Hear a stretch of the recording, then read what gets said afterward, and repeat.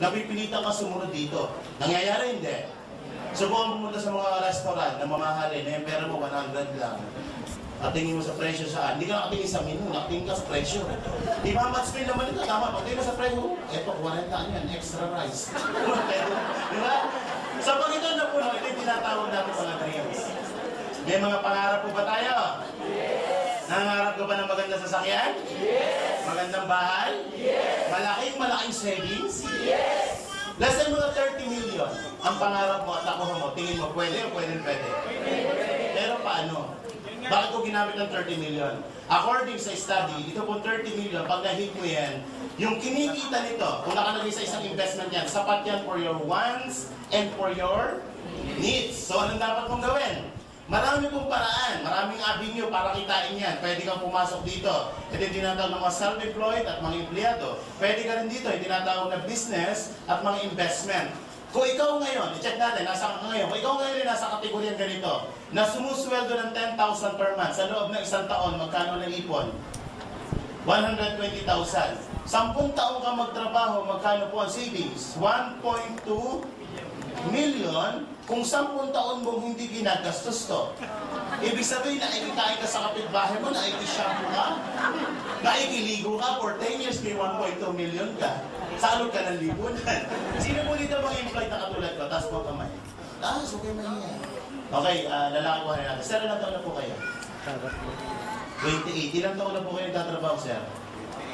28 din? Incarnate ba, sir? Ilang taon ka nagtatrabaho? 6 years. Ang tanong, nakakaipon ka ba ng 10,000 per month sa loob ng 10 na taon? Okay, sir. Ang goal, ano pangalan mo, sir? Josh. Okay, ano pangalan? Josh. Ang goal mo ngayon, Josh, bigyan ka ng target ha. Ang goal mo in 2010, dapat ma-hit mo yan. Ang goal mo is to hit 30 million. So, simula June, Josh, i-save mo yan. Para pagdating next year, June, meron kang 120,000. 10 years, 10 working years, ibig 38 ka, may 1.2 million ka. Ang goal mo is 30 million. For 10 years, may 1.2 ka. Ito ang goal mo. Ibig sabihin, maihit mo yan, kung ito ang iniipon na per month, maihit mo yan at the age of 328. Ito si Abraham Diyos. Kaya hindi.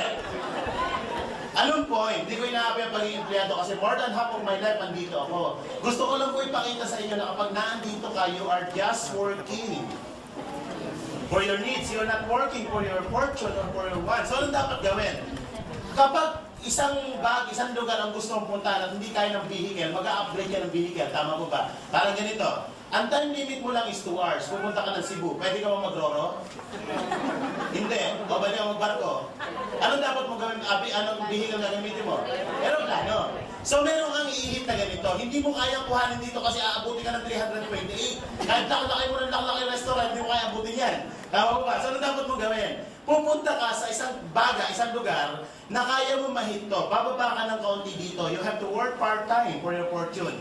Sa negosyo, pag-usapan natin, kaya bang kitain ng 100,000 kada isang buwan? Ay, sisiw yan.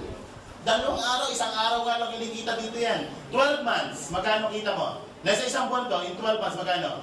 1.2 million. Kung ito ang kinikita nyo, tingin nyo, malapit sa pangarap. Yes! So, anong dapat gawin? Kung ito ang ginagawa nyo po, kapatid, you have to change the formula. Change the formula. O add the formula. Hindi mo kailangan mag-resign. Alam niyo po, for more than 2 years, ginawa part-time ko. Nag-200,000 ako, part-time pa ako. Nag-resign na lang po ako kasi nahihiya na ako. Alam niyo bakit? Pagdating ng payroll doon, puro absent ako, natira sa 3,000. Eh dito, nagka-10,000 per day ako. Sabi ko sa boss ko, boss, you're fired. Nag-resign ako. Pwede kang mag-part-time. Ang kailangan aralin ito po, business skills and knowledge. Ito kayang pag-aralan 6 na buwan lang. Makamatan ka lang yan, libre yan. Upo ka lang dyan, matutunan mo yung business skills. Kaya marami nag-pay-fail sa negosyo simply because walang skills and knowledge. Tama po ba? Pero kung alam mo ang negosyo, hindi ka mag-pay-fail. Pero alam niyo po ba itong 10,000 sa employment? Napakataas sa requirements yan.